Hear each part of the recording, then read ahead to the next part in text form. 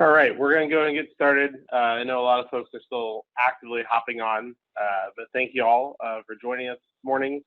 We're excited for this National Small Nonprofit Summit. My name is Matt Gayer. I'm the Co-Executive Director at the Catalogue for Philanthropy. I'll briefly talk about the Catalogue in a second, but we're really excited to have you all here with us today and tomorrow through a variety of sessions. We did have a couple of questions, so I do want to say kind of first off, all sessions will be recorded. So you will have access afterwards to all the recorded sessions and slides, even for those who can't attend. So I know we had a few people making very tough choices on the breakout sessions and wanted to go to a couple simultaneously. So obviously you can pick one today, one tomorrow, and then all those recordings will be available to you after the summit, so you'll have access to all sessions. I wanted to start off by first just saying a big thank you to the sponsor of the summit, SparkPoint Fundraising. Through their generous support, we were able to kind of set this up, and we're really excited by that. And also really grateful to our partners, Nonprofit Village and Candid, who both were instrumental in getting the word out about the summit, which we really appreciate. Then obviously all of our great speakers over the next 2 days, very excited to have them with us and excited for kind of the learning we'll have from them. Just in general, kind of a quick rundown, then we'll get into the nonprofit response to COVID part of this morning. So this morning we'll have this kind of general welcome, the general kind of nonprofit response to COVID-19, what we're seeing at a high level, and then our keynote presentation from Jamie McDonald, the Chief Strategy Officer of Giving Tuesday. From there, we'll go into this afternoon, we'll have a break. There'll be a lot of breaks today. Our goal is not for you to have to sit on Zoom or in front of your computer all day long. So will be frequent breaks. But this afternoon, we'll get into peer conversations. So this will be time for you all to talk with each other about either fundraising, communications, or strategy and planning. We'll get into a fundraising during COVID session, the racial justice panel, and then the breakouts this afternoon. This evening at 5 o'clock, there is an optional virtual happy hour. So if you want to get to know a few of the other folks at the summit, we'll have some breakout rooms and conversations for that. We welcome you all to join us there. For each session today, just as a reminder, as you probably already realized if you made it to this one, there's a unique Zoom link for each session. All those links and the IDs and passcodes you'll need are in the attachment to the email that Laura sent yesterday. If at any point today any of those links aren't working, you can't find the attachment, you need anything, feel free to send an email to Laura and she'll be able to help you out with any kind of tech issues or access issues throughout the day. And then finally, we encourage you all to chat throughout the sessions. We want this to be as interactive as it can be. So while we'll often be on mute for the presentations, if you're not kind of actively speaking, we would ask that throughout chat any questions, observations, if things are resonating with you throughout today. We'll definitely answer those as they come in, especially if they're questions. With that, I'll say right now, as we get ready to dive into the nonprofit response to COVID, I'd love for folks that just in the chat, if you just want to introduce yourself quickly, who you are, kind of the organization you're with, and maybe where you're from or where you're working these days. We'll do that to kind of get the conversation going in the chat, and then we'll start here in just a second on the nonprofit response to COVID. Great. So this first presentation, the nonprofit response to kind of COVID-19, has been a presentation we've actually been doing monthly since March and updating as we go and as situations change. Some of this is based on data we've actually gotten from our partners. I should say for those of you all that are maybe less familiar with the Catalogue for Philanthropy, we are a nonprofit ourselves based in Washington, D.C. We directly work with a little over 400 grassroots nonprofits in the D.C. area. Supporting their fundraising and awareness raising efforts, but also doing a lot of capacity building with them. Additionally, we do kind of capacity building elsewhere through different partnerships with foundations and individual nonprofit organizations. So a lot of this will be based on some of that information we've gained from them and also just kind of some of the stories we're hearing and also trends we're seeing across the sector right now.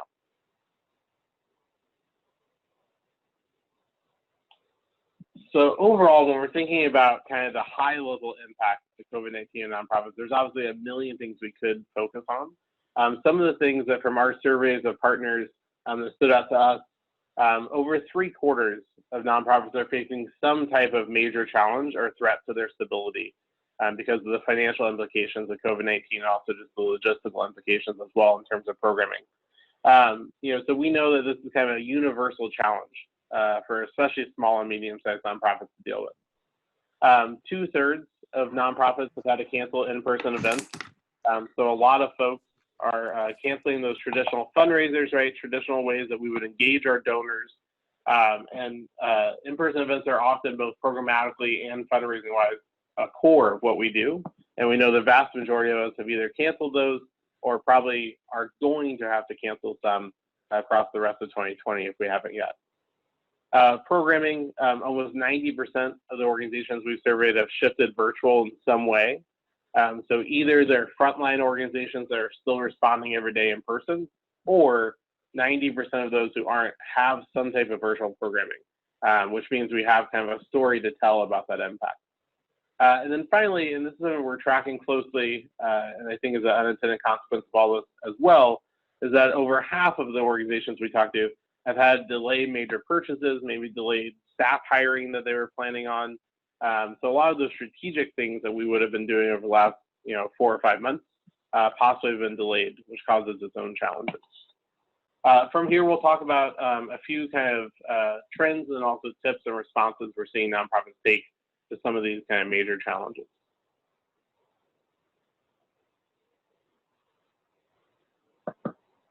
The first, and this one's probably the most universal, or at least was for a while, is working remotely, right?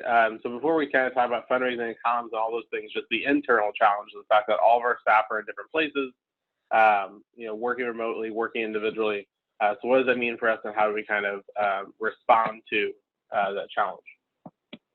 One of the big things we've seen, especially as folks have kind of settled into a new normal, and a lot of places are still working remote now for kind of month 4+, is really thinking about the work-life experience of our staff. This actually is probably the question we get asked most often now, is no longer fundraising or communications, but it's actually around staff engagement and how we keep our teams engaged at the workplace when it's virtual for this long. So thinking about what small policies can we put in place, small items, maybe small tech upgrades, right? Small expenses that could really remove some pain points for staff, right? Especially if we have a small team, maybe it's getting everyone like a nice monitor for $100, right? Maybe it's making sure folks have a printer if they need it, even though they've never needed one before, an office chair, little things like that, that hopefully we could still kind of find a little bit of support for, but can really make a big difference in the day-to-day of any of us that are working remote. It can really make a big difference in kind of the engagement of your staff there. So thinking about a small personal stipend for office upgrades can be helpful. And each month kind of doing just a check on the staff to make sure like basic things they probably didn't have to have before, like Post-it notes and pens, that they're okay on office supply-wise, and they know how to get those things if they need them.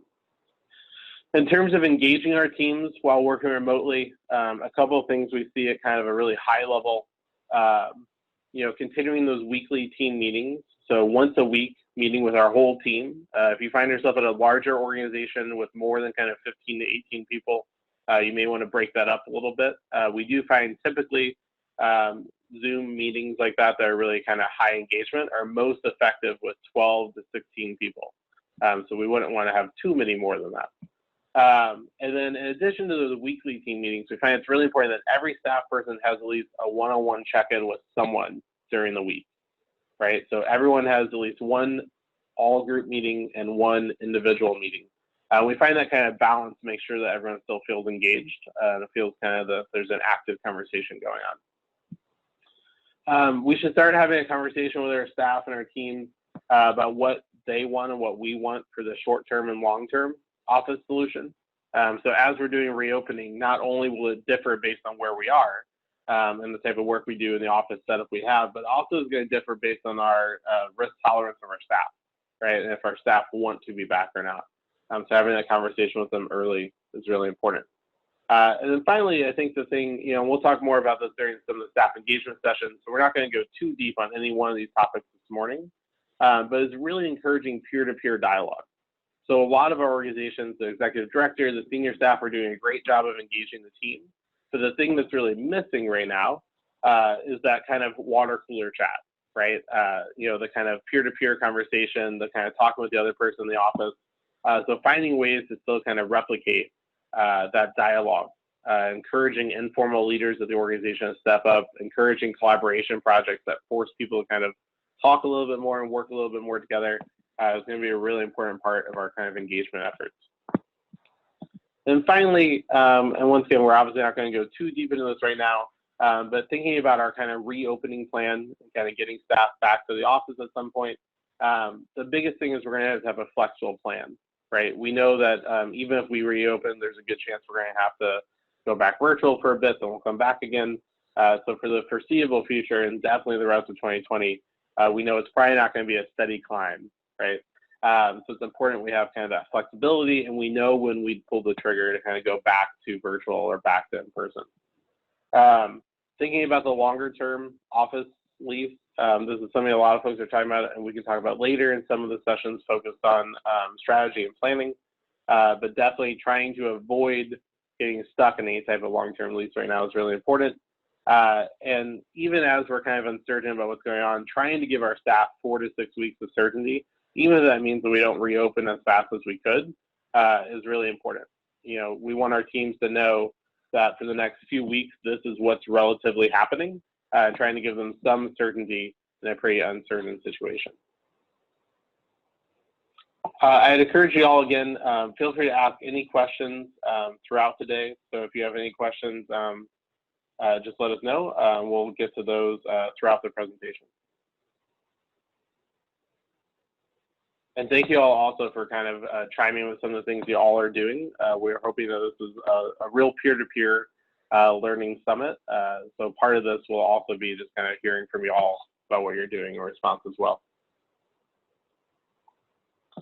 The second impact we've seen and kind of response we've seen from nonprofits is around programming, obviously. One of the biggest decisions for this, obviously, is if schools are reopening in your area or not.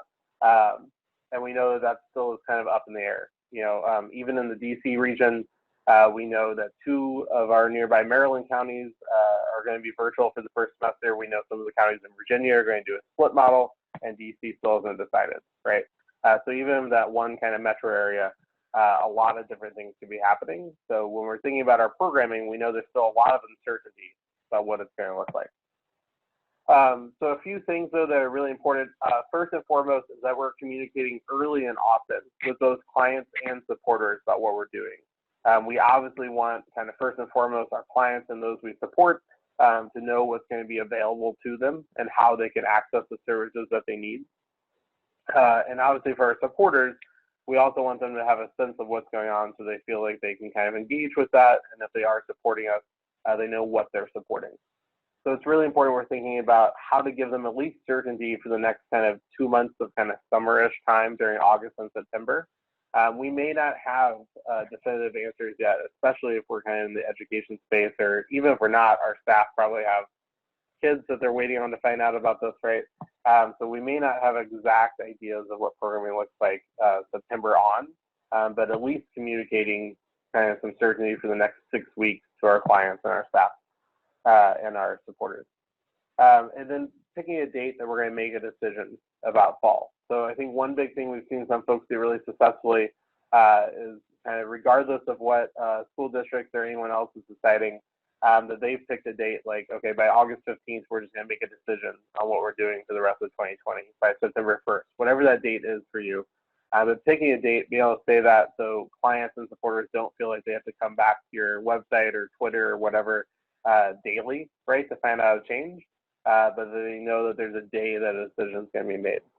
And then when reopening, explain the fact that there might have to be some flexibility there, right? We know that even if we say today we're going to bring programming back on September 1st, it all could change, right? So explain to them how we'll communicate those changes.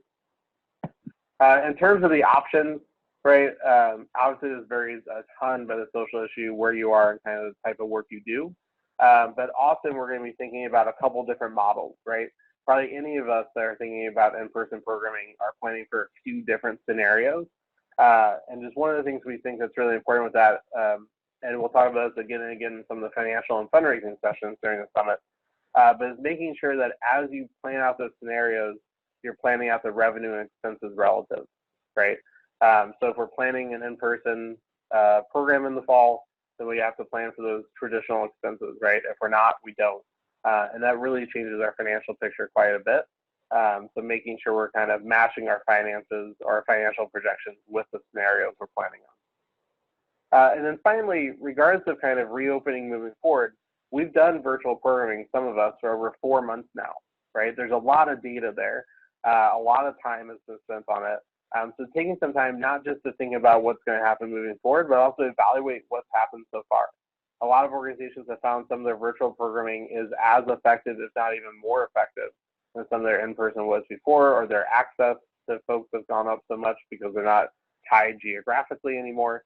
So think about how we can evaluate this, doing some surveys with clients and staff, maybe doing some one-on-one Zoom interviews with clients or staff, getting a sense from them about how this has been going and how this has been helping.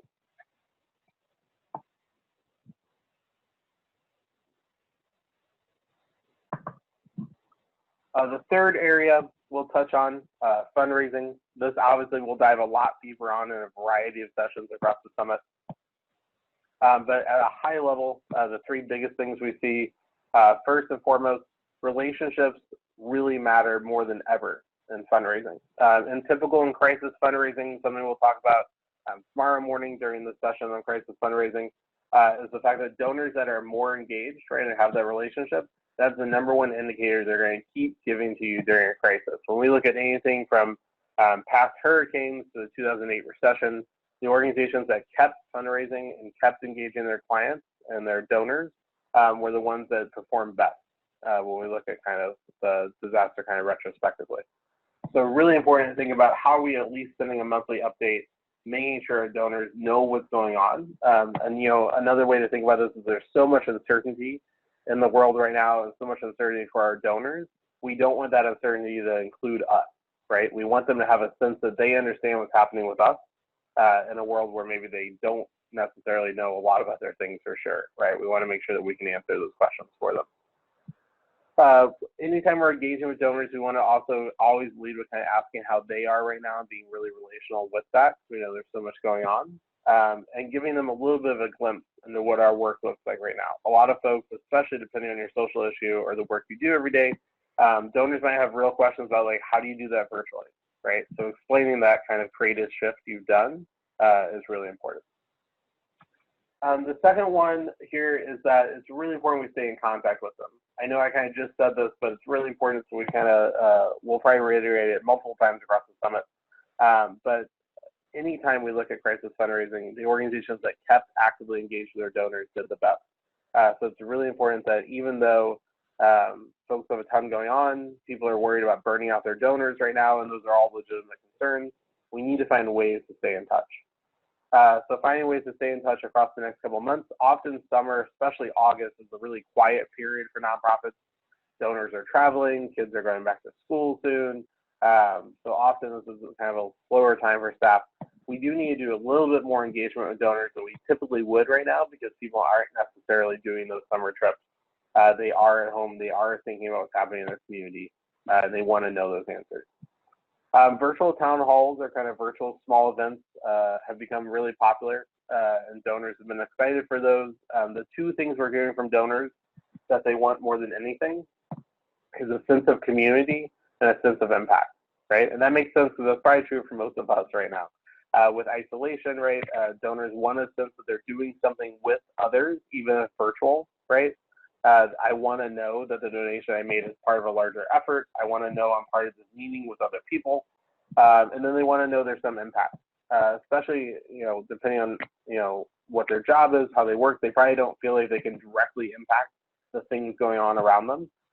So their kind of relationship with you and the work you do is one way they can make a difference, and they really want that sense of difference right now. Writing kind of a thank you or update letter. This is a great time for gratitude and a great time for thanking donors for past support, which allows us to kind of be okay and weather the storm right now. So either a thank you letter or just an update letter on the work you're doing. Sending that out as an email or physical copy. can be really engaging right now for donors and an important thing to do. And in general, again, we want to be more engaged than normal because we know end of year this year is going to matter a lot. We're going to have to start end of year a little earlier than usual. We'll talk about that during the fundraising session this afternoon. So it's important that we're finding ways to engage now so we can ask later. And then finally, when we think about kind of planning for donors, once again, we'll go into this a lot more in other sessions. But typically, when we think about major donors who have given to us for 2 or more years, we actually expect the vast majority of these donors to stick with us through this. So from looking at past examples like the 2008 recession, 80 to 90% of these donors will probably keep giving to us. They're most insulated from the kind of economic issues going on, and they're also already pretty invested in the work we do, right? Those middle level donors we have, is going to depend, this group is going to depend the most on the engagement we do. So the more of those town halls people are showing up to, the more those individual donor meetings we're doing, the more likely these folks are going to stick around. But we are expecting probably only about 40 to 60% retention of these donors in a lot of cases. And then finally, grassroots donors, obviously most vulnerable, both because they themselves might be impacted economically right now, but they also might just be shifting funding, and they shift their funding a little quicker than other groups. So probably only retaining kind of 20 to 40% of these folks. Overall, this means for individual donors, the kind of average we're seeing is people are expecting about a 20% decline.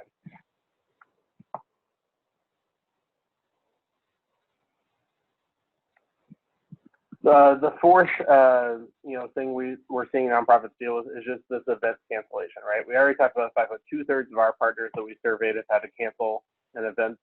So when we think about this, a few things. One is that in-person fundraising events, even if kind of where you are in the country is reopening, probably won't really be happening through the fall, at least, right? If not for the rest of 2020.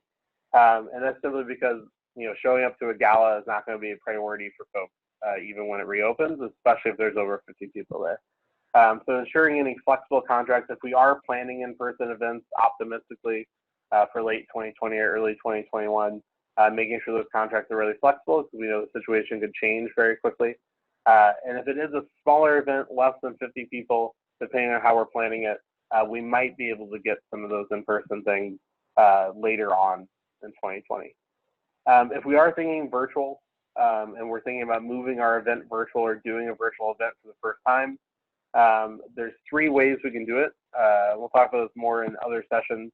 Either a live event, right? So kind of something like this where we're actually kind of presenting live to people. It could be recorded programming, so we did videos beforehand and we're playing those videos for an audience.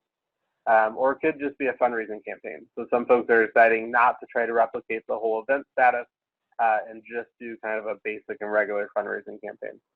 As things reopen, I will say we've seen a lot of success actually, more success than I think we thought from these virtual events during the shutdown. But as things reopen, there will be increasing competition, right?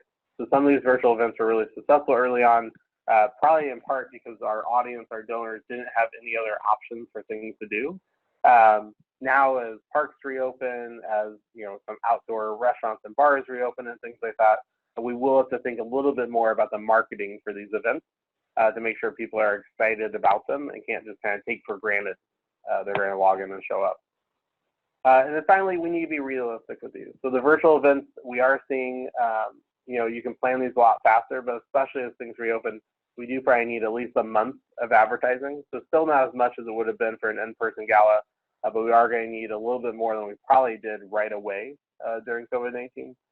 So thinking about at least 4 weeks of advertising, asking some of our donors what they'd like to have a virtual event is a great way to kind of get that conversation started about what we should do.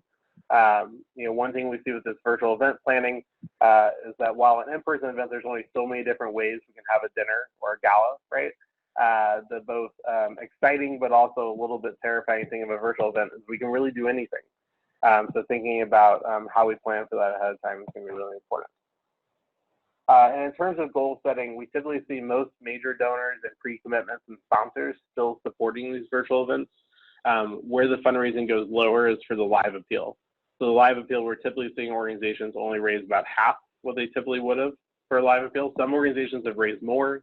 Some have raised less, but about half is what we're seeing on average. But with the lower cost, we're actually seeing most organizations net more positive on their fundraising events. For individual donors, and again, my caveat stands true. We'll dive into this more in other sessions during the summit. But it's really important we're still reaching out to them, at least 1 or 2 times, again, before we do our end-of-year campaign. So this year, we're probably thinking about starting our end-of-year campaign kind of late October, early November, maybe a little earlier than normal, or at least getting people to start thinking about end-of-year a little earlier than normal, just because we know there's so much information out there. So before that kind of, early November time, 1 or 2 more touch points, some type of kind of outreach to donors. For major donors, maybe we're trying to do 1 more personal outreach before we kind of get directly to end-of-year solicitation. And we should invite pretty much all of our middle or major donors to something.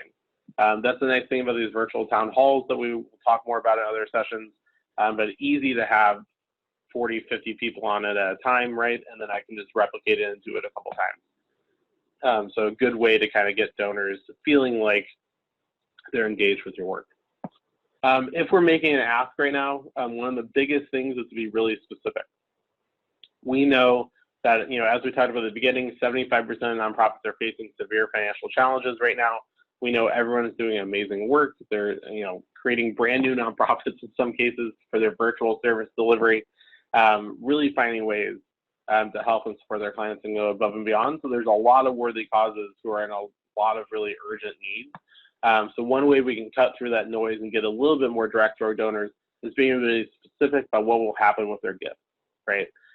So, at a time where everyone's being asked a lot and it's harder to make that decision to give because of the economy, it's important we're kind of getting really specific with our donors and tangible about what their gift will allow us to do. And try to drive some urgency to it. So once again, this is something that if people are kind of thinking about it and like, I'll revisit this next week, they won't because there's so much going on. So asking for kind of a gift like today or, this week or kind of right away. So give that urgency as well. And then finally, kind of with that, I think, we saw this before COVID, but even escalated more during COVID is that donors don't want this to feel transactional, especially your younger donors, Gen X, Millennial, really want this to feel like this is just one way they support. So using a lot of that support, join us, part of the team language is going to be really important for making them feel engaged. And then finally, especially if we find ourselves with a little bit more time, many of us probably don't, but some of us might in fundraising if we're not doing some of these in-person events we typically would, or maybe some in-person lunches or coffees we typically would, we can actually be doing a lot of donor calls right now, a lot of outreach. And we've seen some organizations really reach out to donors they'd never talked to before. So simply if we had 3 people, so maybe an ED, 1 development staff or a board member, maybe 2 board members ED if we don't have a development team, 2 calls a day, right? You don't actually have to talk to anyone, you can just leave a voicemail, but 2 calls a day, and we could reach 78 donors by the middle of August, right? If we started kind of next week on Monday. Y'all gonna have the rest of the week off, just start on Monday on it. But by the middle of August, we'd already talked to 78 donors, 117 if we do 3 calls a day. And I don't know about y'all, but I definitely do not know who my 82nd best donor is, but I probably should. And probably a good chance to kind of reach out, right, and have that type of conversation. Additionally, kind of related to this, we can't obviously just talk to every single donor, and we don't want to just do one-on-one outreach to donors. So thinking about how we also do these kind of exclusive briefings, we've been talking about it. So sometimes we talk about this kind of like a shareholder meeting for a company, but kind of a shareholder meeting for a nonprofit with our donors. So we invite folks to kind of a VIP briefing, asking them, 40 donors or less, hey, I'd love for you to join us on Tuesday morning for an hour for coffee with our executive director as we talk about our virtual shift to support students during the fall, right? Whatever it is. But finding a way to kind of make them feel kind of uniquely gathered and that they're getting some exclusive information is an easy way to kind of make them feel engaged. And then finally, asking for feedback. Anytime we can ask for feedback from our donors, obviously one-on-one, but even at these kind of exclusive briefings or kind of group donor meetings, asking for some of their feedback through a poll can be an easy way to kind of keep them engaged. someone was talking about what are some of the most popular kind of virtual engagement events or kind of ways to engage donors in those kind of virtual groups. As some folks are sharing examples of right now, anytime we can make it fun, right, and add a little bit of, I think a couple people have some examples of kind of a trivia night. Anytime we can add some type of gamification to it, it's going to be successful. And anytime we can really add small groups being able to talk to each other. So even in those 40-person groups, maybe we're doing breakout rooms of 5 to talk about the social issue we work on, right, or a question we have as an organization. That's what we really find donors are looking for right now, are those kind of direct conversations and that sense of community again. So even taking some of those medium-sized events we're doing, breaking it out into smaller breakout rooms can be a successful way to engage folks right now. And then finally, the last impact we'll kind of talk about in nonprofit response is communication. So for communications, what we're really seeing here is that pretty much every organization, 100% of those we surveyed, are communicating differently than they were before COVID, which is pretty obvious. But a lot of folks are still doing that pretty kind of informally. So we're really encouraging people to make a plan through the fall for your communication. So thinking about what really are some of the themes and facts and figures I want to share over the next couple of months before I get into end of year, and how do I want that to build to my end of year. So including kind of who's doing what, right, in terms of communication, any kind of short-term goals we all have, and any of those messaging details, especially as we start thinking about reopening. It's really important to make sure all of our staff are saying the same thing, and that we're not confusing kind of the clients, communities, or donors that we serve. When we think about kind of the content we're posting here, we do want to make sure, on social media and our emails and stuff like that, we're always posting through a COVID lens, right? So we're not going to just kind of ignore everything going on. But also, people are beginning to look more and more for some positive content, right? They're tired of kind of just hearing all the negative things going on. So talking about some of that virtual shift we've done, the hustle of our staff to make it happen, some of the impact we're still having right now, some of the impact we're looking forward to have as we get back in person again, positive client stories from pre-COVID or during COVID. That type of content folks are increasingly engaging with, both in social media, media publications are looking for it more on the regional and local level. So we want to make sure that we're not just staying silent, but we're still finding ways to communicate right now. One of the biggest things we need to do is explain that pivot. A lot of people are tired of hearing the word pivot, I think, but really talking about the work you've done since COVID, how you've responded, how you've moved virtual, and what that's looked like. We don't want to kind of oversell, but we do want to be honest about kind of the difference we're making right now and the work we're doing to do it. A couple of final tips that we're happy to take questions folks have before we kind of wrap up this kind of intro session this morning. For staff, think about some type of engagement activity during August or September. Even for staff who are a little bit more formal, this has now been 4+ months, right, of working on our own virtually, probably for a lot of our organizations. So finding some way to kind of get them engaged during August or September, whether it's a virtual happy hour, socially distanced lunch at a park, whatever that looks like. We've seen a few different examples from our partners. Maybe it's a day off from like a virtual virtual yoga class we saw one of our nonprofits do.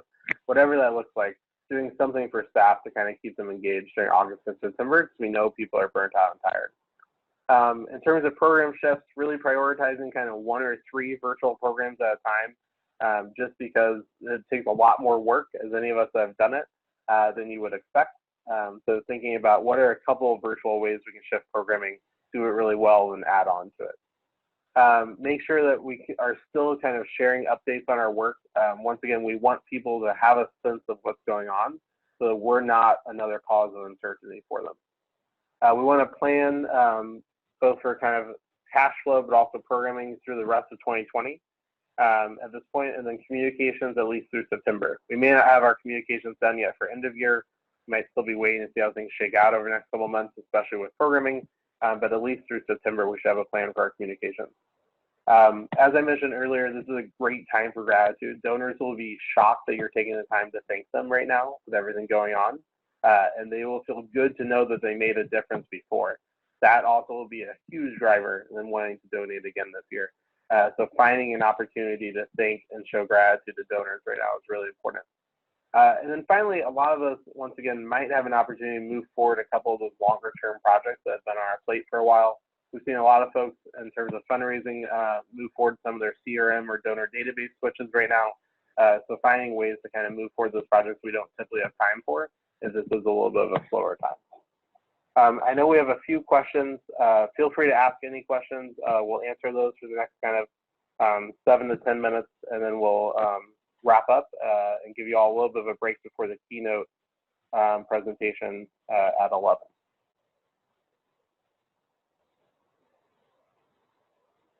Someone was asking about social media content that's really engaging right now. We'll have this during the social media breakout later today. But I think anything that's kind of showing still progress being made, right? So anything from clients, anything from our virtual sessions, anything that's really kind of talking about the fact that we're still kind of doing work actively in the community, that's really some of the content we're seeing kind of most get shared and kind of most get picked up. Someone else asked about projections other than just individual donors, so for foundations and the like. We'll talk about this more in the fundraising section. In general, we're seeing folks on average anticipate a 20% decline in revenue when doing kind of next year's budget or next year's financial projection or fundraising plan. That's obviously going to change a lot based on the social issue and organization, but that's kind of the average we're seeing. I think the biggest kind of, foundations, we don't have an exact projection because your funding mix is going to differ widely on that. But for corporate, we're seeing a huge decline. For individual, about 20%. Foundations are going to vary quite a bit. All right, great. So we're going to go ahead and wrap up this session unless you all have other questions, and then we will join you all back in about 20 minutes for the keynote. Thank you all.